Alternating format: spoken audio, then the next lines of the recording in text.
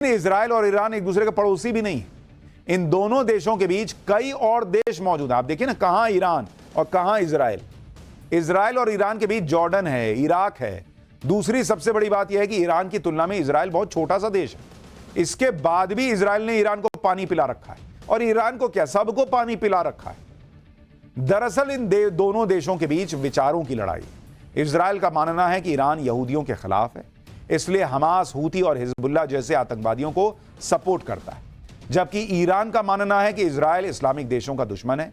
आप यह भी सुनकर हैरान रह जाएंगे कि ये दोनों देश एक जमाने में एक दूसरे के दोस्त थे, लेकिन अब ईरान की कट्टर सोच की वजह से दुश्मनी बढ़ती चली गई। इजराइल और ईरान युद्ध के बीच भारत की स्थिति क्या होगी यह आगे बताऊंगा, लेकिन उससे पहले एक बड़ी खबर आ रही है, वो आपको बता देता हूं। इटली की प्रधानमंत्री जॉर्जिया मेलोनी ने G7 की बैठक बुला ली है। मेलोनी ने G7 देशों की इमरजेंसी बैठक बुलाई है। युद्ध का असर पूरी दुनिया पर पड़ता है, यह मेलोनी ने कहा है, और इजराइल पर ईरान का हमला चिंताजनक है। G7 में अमेरिका आता है, ब्रिटेन आता है, फ्रांस है, जर्मनी है, इटली है, ये सारे देश अब ये बैठक करने जा रहे हैं, और इसमें पूरी संभावना है कि अगर ये सारे देश इजराइल के साथ खड़े हो गए तो ईरान की मुश्किल और बढ़ जाएगी। ईरान और इजराइल के युद्ध में दुनिया के अलग अलग देशों ने अपनी अपनी साइड तो चुन ली है। अमेरिका और पश्चिमी देश खुलकर इजराइल के साथ खड़े हैं। दूसरी तरफ रूस ईरान के साथ खड़ा दिख रहा है। ईरान ने इजराइल पर ऐसे वक्त में हमला किया जब इसी हफ्ते रूस के प्रधानमंत्री ईरान के दौरे पर थे। लेकिन इस युद्ध में भारत फंसा हुआ है, क्योंकि भारत किसी की साइड नहीं है। भारत के इजराइल से भी अच्छे संबंध हैं, और ईरान भी भारत का पुराना दोस्त है। इसी वजह से प्रधानमंत्री नरेंद्र मोदी के सामने नया कूटनीतिक चैलेंज आ गया है, और यह चैलेंज वैसा ही है जैसे यूक्रेन वॉर को लेकर है। क्योंकि अगर आप देखेंगे, यूक्रेन वॉर जो हुआ उसमें भी रूस और अमेरिका आमने सामने। भारत के दोनों देशों से अच्छे संबंध हैं। पिछले 2 साल से भारत किसी तरह दोनों देशों के बीच बैलेंस बना के चल रहा है। जो लोग कूटनीति को समझते हैं वो ये अच्छी तरह जानते हैं कि दो सुपर पावर से एक साथ डील करना और अपने हित भी साध लेना आसान बात नहीं है। ये तो नरेंद्र मोदी हैं जो बैलेंस बनाए हुए हैं, और उनकी ये डिप्लोमेसी देखकर भारत के दुश्मन देश चीन और पाकिस्तान तक हैरान है। अगर ईरान और इजराइल का युद्ध और भड़का तो नरेंद्र मोदी को फिर ऐसे ही बैलेंस वाली कूटनीति इजराइल और ईरान के युद्ध में भी अपनानी पड़ सकती है। और इजराइल ईरान के युद्ध में तो यह काम और भी मुश्किल होगा, क्योंकि इजराइल और ईरान के बीच बरसों पुरानी दुश्मनी है। दोनों देशों के बीच विचारधारा की लड़ाई है। दोनों देश एक दूसरे के खात्मे पर तुले। ईरान तो इजराइल के अस्तित्व को ही नहीं मानता, और उधर इजराइल को रोकना या समझाना आसान नहीं है। वो कई बार अमेरिका की नहीं सुनता। यानी एक नया संकट इस वक्त नरेंद्र मोदी के सामने आकर खड़ा हो गया, क्योंकि वैसे बाकी देश तो वैसे ही बर्बाद चल रहे हैं, धीरे धीरे चल रहे हैं। भारत की अर्थव्यवस्था रॉकेट बनी हुई है। अब दुनिया में यही तमाशा चलेगा तो नरेंद्र मोदी कितना भारत को बचा के चलेंगे भाई। नरेंद्र मोदी इस बात को समझते हैं कि इजराइल और ईरान के बीच बैलेंस कूटनीति आसान नहीं है, इसलिए वो पहले ही एक्टिव हो गए। ईरान के इजराइल पर हमले से 24 घंटे पहले ही नरेंद्र मोदी ने इजराइल के पीएम नेतन्याहू को फोन किया था और पश्चिमी एशिया में शांति की बात पर जोर दिया था। आज भी प्रधानमंत्री मोदी ने इजराइल के प्रधानमंत्री को यहूदी नववर्ष की शुभकामनाएं दी हैं, लेकिन प्रधानमंत्री मोदी ने युद्ध को लेकर कुछ नहीं कहा। ईरान और इजराइल के बीच युद्ध में भारत ने बैलेंस अप्रोच बनाई हुई है। वो दोनों पक्षों के बीच बातचीत और डिप्लोमेसी पर जोर दे रहा है। भारत को पहले ही अंदाजा हो चुका था कि अगर इस युद्ध में ईरान कूद जाएगा तो इसकी चपेट में पूरी दुनिया आ जाएगी। नरेंद्र मोदी इस बात को समझते हैं कि यह युद्ध का दौर नहीं है। दुनिया की हालत ऑलरेडी खराब है, वो एक और युद्ध नहीं झेल पाएगा भाई। और जैसा नरेंद्र मोदी को डर था वैसा ही हो रहा है। ईरान के इस युद्ध में कूदते ही युद्ध और भड़क गया है। अब भारत के सामने दिक्कत यह है कि उसे ईरान की भी जरूरत है और इजराइल की भी जरूरत है। क्यों जरूरत है भाई? भारत को ऑयल सप्लाई करने वाले टॉप देशों में ईरान है।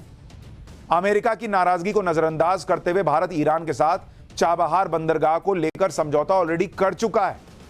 दूसरी तरफ इजराइल है जो भारत को हथियार और टेक्नोलॉजी ट्रांसफर करने वाले टॉप देशों में शामिल है। हाल के सालों में इजराइल और भारत की दोस्ती काफी मजबूत हुई है। यानी भारत के लिए ईरान की भी जरूरत है और इजराइल की भी, इसलिए उसके लिए बैलेंस बनाना और जरूरी हो जाता है। अगर इजराइल और ईरान भिड़ भी गए तो उससे भारत का क्या नुकसान होगा वो भी समझिए भाई। पहली दिक्कत तो यह है कि इजराइल और ईरान दोनों देशों में हजारों भारतीय रहते हैं। भारत को पहले तो उनकी भी फिक्र है। पश्चिमी एशिया के देशों में बड़े पैमाने पर भारतीय रहते हैं। अगर युद्ध भड़का तो भारतीयों पर भी संकट आ सकता है। युद्ध की स्थिति में भारत के सामने सबसे बड़ी चुनौती खाड़ी देशों में रह रहे भारतीयों को बाहर निकालने और फिर वापस देश में बसाने की होगी, जो आसान काम नहीं होगा। दूसरी दिक्कत यह है कि इस युद्ध का असर सिर्फ ईरान तक नहीं रहेगा, बल्कि अफगानिस्तान, इराक, सऊदी अरब, कतर और यूएई तक पहुंच सकता है। ये वो देश हैं जो भारत को बड़े पैमाने पर तेल जो है वो सप्लाई करते हैं। हमलों की स्थिति में तेल की सप्लाई कम होगी, डिमांड ज्यादा होने से तेल के दाम बढ़ेंगे और भारत पर इसका सीधा असर होगा। तीसरी दिक्कत यह है कि खाड़ी देशों में रहने वाले भारतीय लाखों डॉलर की रकम भारत भेजते हैं। अगर इजरायल और ईरान यहीं नहीं रुके तो इसका सीधा असर विदेशी मुद्रा भंडार पर भी पड़ेगा। यानी भारत 3 में ना 13 में, लेकिन मुसीबत भारत पर भी आकर खड़ी होगी। अगर यह युद्ध शुरू होता है तो पूरी दुनिया को इसकी कीमत चुकानी पड़ेगी, क्योंकि ईरान के पास दुनिया का तीसरा सबसे बड़ा ऑयल रिजर्व है और दुनिया की गैस सप्लाई में 10% हिस्सा ईरान का है। इसी वजह से सिर्फ कल रात हुए अटैक के बाद कच्चे तेल के दाम ऑलरेडी आज 3% बढ़ चुके हैं। कुछ घंटे के अंदर ही कच्चे तेल के दाम में $2 या $2.25 यानी करीब करीब 190 रुपए प्रति बैरल की बढ़ोतरी हो गई। अभी कच्चे तेल के दाम करीब $75.8 प्रति बैरल है। यूक्रेन रूस युद्ध की शुरुआत में कच्चे तेल की कीमत $120 प्रति बैरल तक पहुंच गई थी। अनुमान है कि अगर ईरान और इजराइल और अमेरिका में युद्ध हुआ तो कच्चे तेल के दाम रूस यूक्रेन युद्ध के रिकॉर्ड स्तर से भी आगे जा सकते हैं। अकेले रूस यूक्रेन युद्ध की वजह से दुनिया में 7 करोड़ से ज्यादा लोग गरीबी रेखा से नीचे चले गए और उनके खाने पीने का संकट खड़ा हो गया था।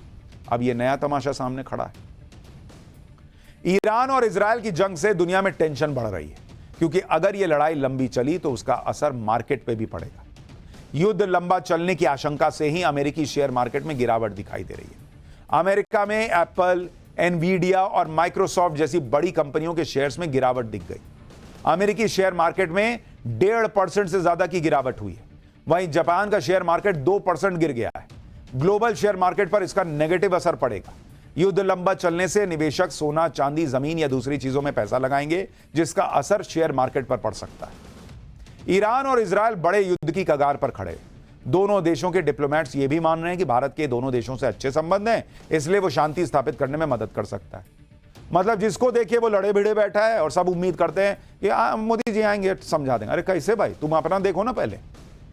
भारत से ये उम्मीदें इसलिए ज्यादा हैं क्योंकि रूस यूक्रेन युद्ध में हर कोई भारत की मजबूत भूमिका को देख चुका है। नरेंद्र मोदी जब कहते हैं कि युद्ध का वक्त नहीं है तो दुनिया उसे सुनती है और उस पर विचार करती है। इसलिए लोगों को लग रहा है कि शायद इसमें भी भारत कुछ करेगा, लेकिन सुनने वाला अभी कोई दिख रहा है? अभी तो सिर्फ धमाकों की गूंज सुनाई दे रही।